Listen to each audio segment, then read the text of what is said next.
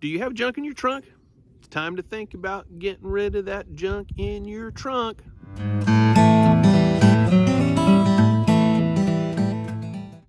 Okay, so in the last video I went over some items you definitely should always carry with you in your trunk of your car or in your box of your truck or even in the cab of your truck.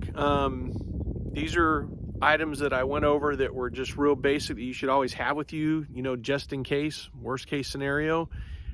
Now let's take a look at what I carry in my get home bag that's always in my truck all the time. So let's go ahead and take a look. If you want to learn about preparedness, hit the like button and subscribe, share it with your friends.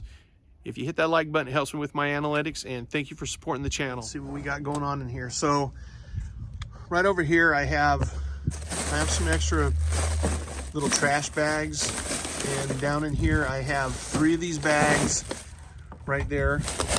Each bag holds a gallon of water. This is my sleeping roll. I have something to sleep on, something to sleep in, and something to sleep under rolled up into one. And that is good for about 20 degrees. So this is the backpack that I just took out of my toolbox. And I took the axe out. I keep a little hand axe in there just in case I need it. So now we're gonna start with the top of my pack right now. I have my little trauma first aid kit, and you see the bottom of this bag, there's a bottle. This has Motrin, Tylenol, and Benadryl in it that I always keep in here. And I have 2 little packages of honey for some instant energy sugar rush if I really need it. Bandana, a lot of uses for a bandana. You can make a sling out of it. You can make char out of it for fire starting materials. I also have this little extra sling or backpack. Okay, so I also keep my little saw right here on the side. I have a little Gerber. It's not the greatest. I like it, but I want to get something a little bit better. But you know, you gotta try these things out, see how they work. And I like it, but I'm sure I could get something a little bit better. And let me go ahead and get this opened up for you. It'll do about forearm size pieces of wood if I need to cut it.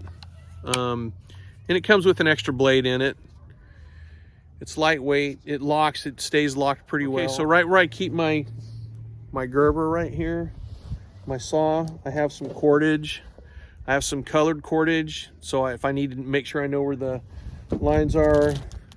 The tried and true 550 cord. Okay, so now we're gonna move to the other exterior pocket on this. Okay, so these are the contents that are in this external pouch that I showed you. I have a handheld GPS. I have toilet paper. Don't forget toilet paper. It can be motivational if you understand what I'm saying. I have a headlamp, and this also has a red light on it. Signaling whistle. You know, you can yell as loud as you want, but it's not going to beat a whistle, and it'll maintain its strength. I also have my portable battery device charger right here, with different plugs. I have a plug where I can do an Android type device and an iPhone. I have my compass here that has a mirror on it, and that's for signaling. It's really good. I have my stitch kit. I have a sewing kit with me, and another little signaling device, reflective tape that goes around your wrist.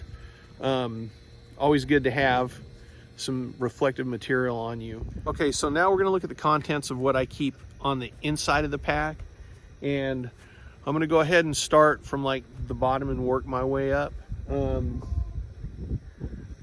Canister of butane fuel for my MSR pocket rocket. These are a little pricey. I've had this thing for probably close to 20 years. Use the crud out of it, man. I have waterproof lined pants. I have a Gore-Tex jacket that I keep in there. I have an extra poncho. another shelter item if I need to make a shelter out of it a little bit. Good leather gloves for working if you're going to be processing firewood, or if you're just helping people move their cars, or you know, if there's some kind of natural disaster and you're moving stuff, you can cut your hands. It's good to have gloves.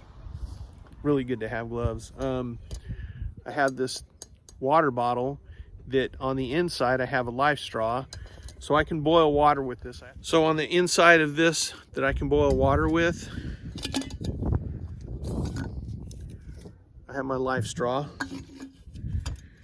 and that'll clean a lot of water for me also. I have my trusty canteen cup that I've had for, I don't even know how long, since the mid 80s. And I have Weiss freeze-dried food, and I've had that for a while, and yes, I freeze-dry my own food now. I have a bigger water filtration system. This is an MSR water filter. It does great. It's awesome. I've used this for well over 20 years. I've only had to change the, it's a ceramic filter. I've only had to change it once. I have a big roll of Gorilla duct tape in there. Never have enough tape. I always carry 16 ounces of water in my backpack. I have gallons in my truck box back there, but this is just in case I got to grab it and go. And I have a fire starter kit. Okay, so let's go ahead and take a look at what I keep in here. I have my Altoid tin, and this holds char in it.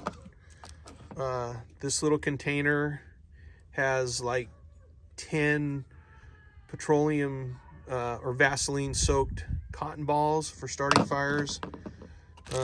Hand warmer. Here's a little natural tinder that I have, and I probably need to change this out of a different bag and carry it in something different. The trusty Bic lighter, can't go wrong with that. Flick a Bic. Storm matches, and my ferrocerium rod. Man, I've had this thing for a really long time, and it works great. Some people don't like them. I think it's one of these little Bear Grylls deals I got at Walmart, but it works phenomenally well.